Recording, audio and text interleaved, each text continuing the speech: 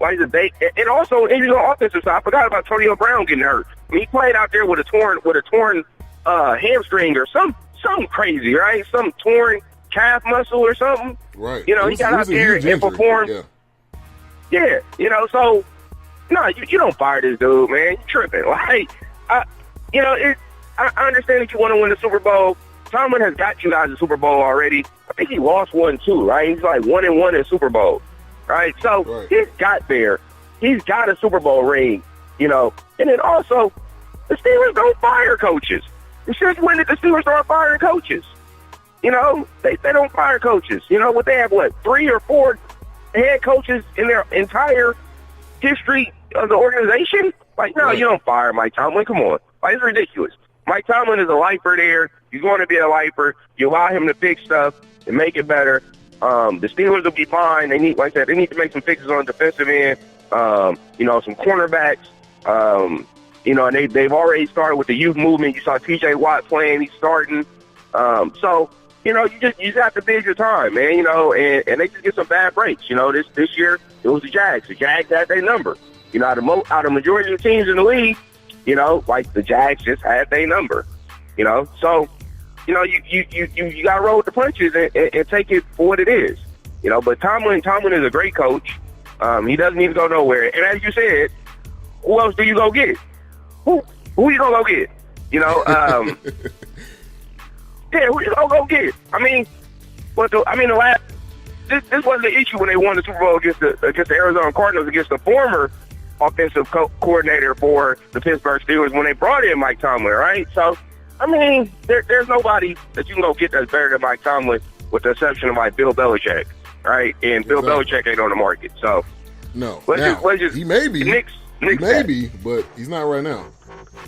Yeah, he might be on the market if you win a Super Bowl. He might just go ahead and leave. We'll see. Yeah. And shout out to Rail Scott in the building. He said he is tuned in and watching the Tar Heels. I appreciate that. Keep me updated on the score, because I'm not going to be able to watch and do this at the same time. I'm a Tar Heels fan, if y'all don't know. If you don't know, you better ask somebody. We national championships. But anyway. So yeah, the whole Tomlin thing to me is just crazy.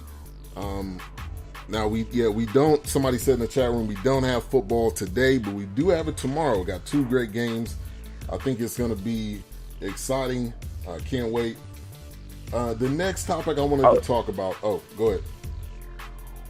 Oh no, I was saying I'm ready for them games tomorrow too, man. It should be some really really good games, and watching Jalen Ramsey, the top corner in the league. I'm calling it. He's top corner in the league. Okay, you taking over the for top Patrick corner Peterson? in the league.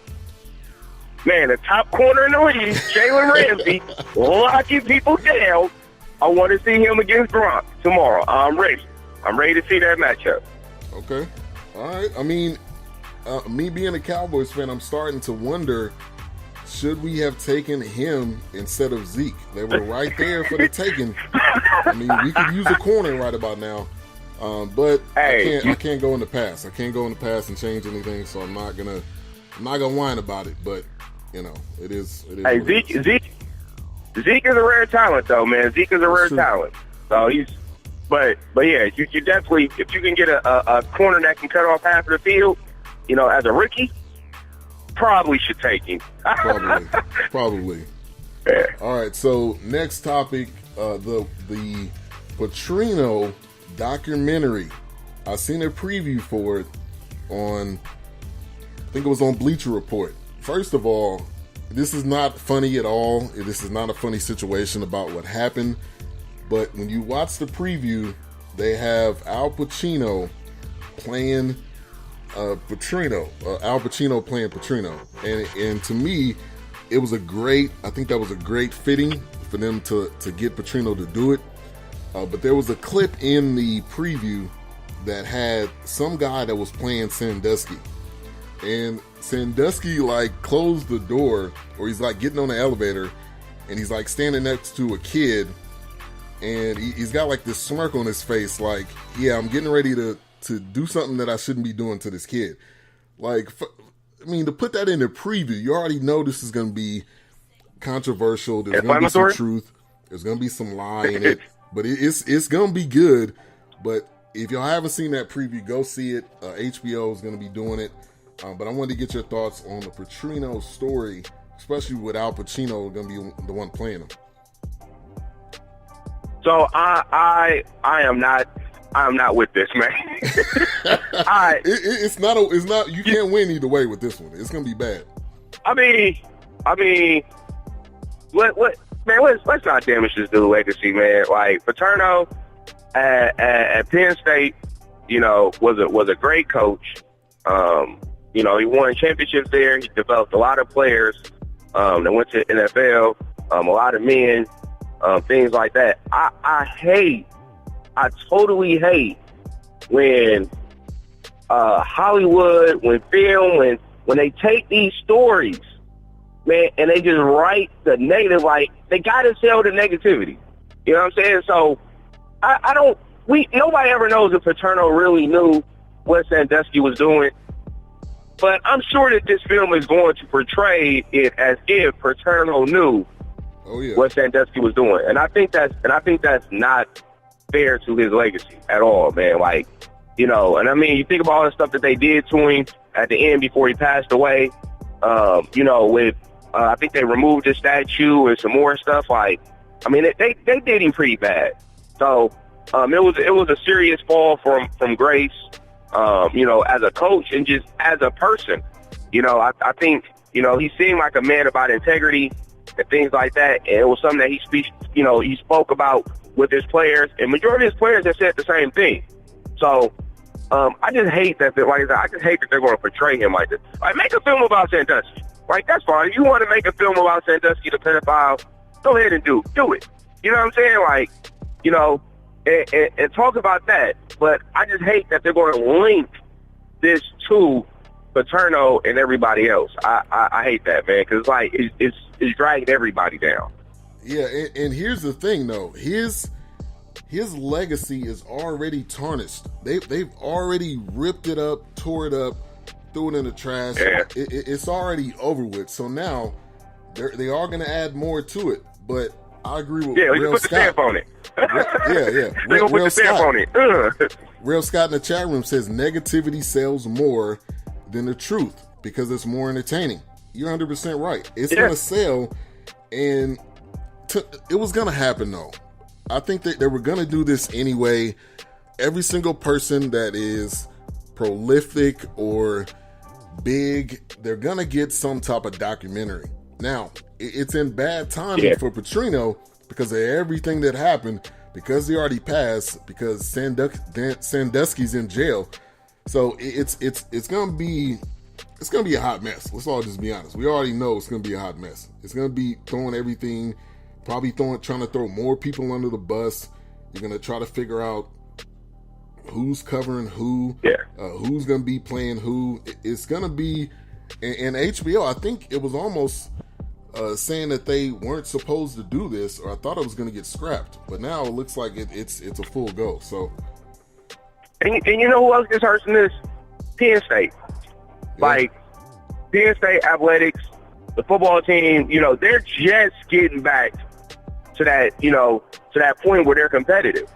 And you drop a documentary like this, I could just see this just destroying recruiting, destroying the image of the university and things like that. This is, like I said, this is not good for anybody, man. This is just about making money.